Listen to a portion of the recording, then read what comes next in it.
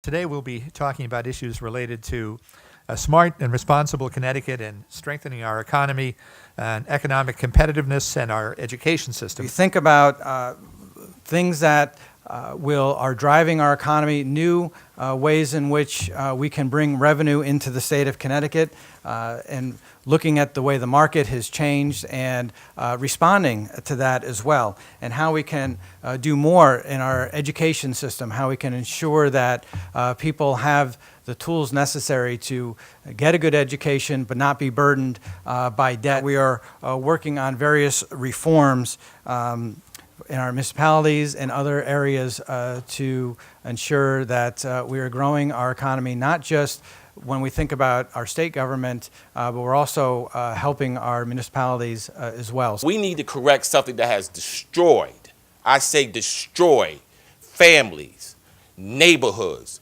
communities for years. And now we have an opportunity to do something about it. And if we pass this legislation, it will be incumbent upon us to make sure those communities and those individuals that have been harmed the most by the mass incarceration of people affected by cannabis. And whatever we do, it has to have a social justice component to it. What does that mean? Again, expungement of records. Let's talk about it. Why should we still incarcerate people for something that's legal now, that millionaires can get in, that can be sold on the stock market? Where 5 years ago, last year time, somebody from my neighborhood was selling, they was going to jail. Senate Bill 764 and its legislation addressing on-call scheduling. There are nearly 250,000 workers employed in the retail and food service sectors in Connecticut. And these jobs are often low pay, have little or no fringe benefits. The workers have little control over the days and times that they work. Unstable and predictable work schedules have a negative impact on the ability for families to arrange for high-quality child care, creates stress, and makes it difficult for people to budget for family needs.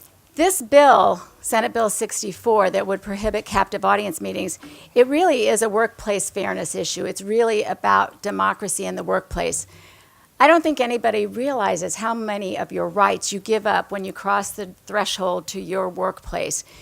And one of them is the right to walk out of a meeting if your employer is telling you how to vote on an issue of unionization. And we can make our workplaces much fairer, much safer, much happier places for workers.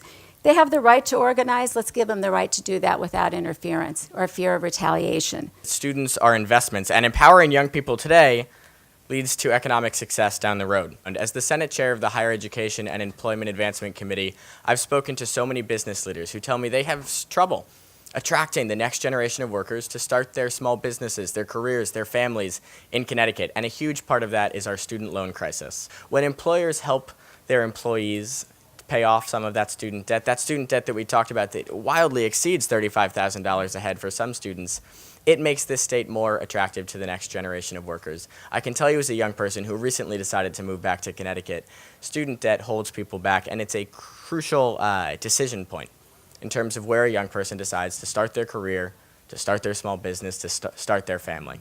That's why I'm so honored to stand with this caucus as we help equip businesses with the 21st century workers they need and empower the next generation of workers by investing in students.